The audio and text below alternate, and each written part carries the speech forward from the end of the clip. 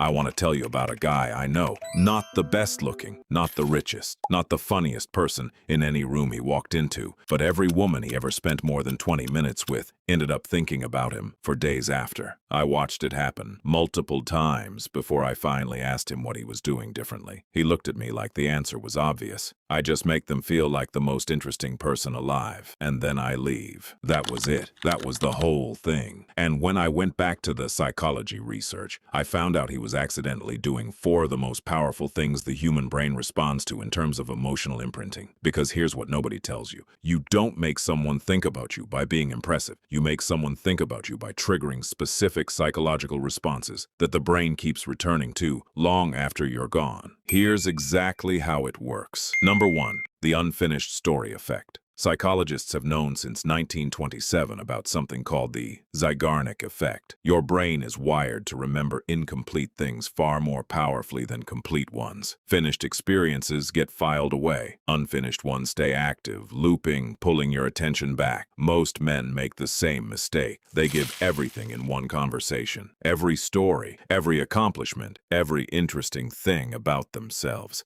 And the moment they leave, there's nothing left to wonder about. The men who stay in her head do the opposite. They reveal just enough to be interesting, and then they pull back. Not in a game-playing way. In a natural, confident way that says, I have a full life and you're getting a glimpse of it. Start a thought. Don't always finish it. Let her brain do the work of reaching toward you. Number 2, the spotlight effect. Here's something the research is very clear on. The single most powerful feeling a human being can experience in a social interaction is the feeling of being truly, genuinely seen. Not complimented, not impressed, seen. When you pay attention to the specific, unusual, particular things about someone, the way their face changes when they talk about something they love, the small contradiction in what they said 10 minutes ago, the thing they almost said but didn't, their nervous system registers something rare.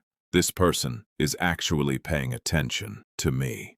And the brain associates that feeling with you. It keeps returning to you because you're the source of that feeling. And that feeling is rare enough that she will notice its absence the moment you're gone. Stop trying to be interesting. Start being genuinely interested. The magnetic pull that creates is almost unfair. Number 3, the variable reward pattern. Psychologists who study behavioral patterns have found that the most psychologically compelling experiences are not the ones that are consistently good. They're the ones that are unpredictable. The brain releases more dopamine in anticipation of a reward it can't predict than one it can count on. Most men are completely predictable, always available, always enthusiastic, always responding immediately, and predictability, however pleasant, does not create the kind of mental real estate that keeps someone thinking about you. Warmth is attractive, but warmth that shows up on its own schedule, that pulls back slightly before re-engaging, that creates a pattern the brain can't stop trying to solve. Be genuinely present when you're present. Be genuinely elsewhere when you're not. Let that rhythm be natural, not calculated. The unpredictability takes care of itself. Number 4, the last impression lock. Psychology research on memory consistently shows that we remember the end of experiences more powerfully than the middle. This is called the recency effect. Most people end conversations when they run out of things to say, when the energy dips, when it gets a little quiet. The most effective thing you can do is end while the energy is still high. Leave her laughing. Leave her in the middle of a good story. Leave her wanting more before she's ready to stop. Because the last moment she experiences with you becomes the emotional anchor she carries forward. And that anchor pulls her back toward you every time her mind goes quiet. Here's the final truth. None of this is manipulation.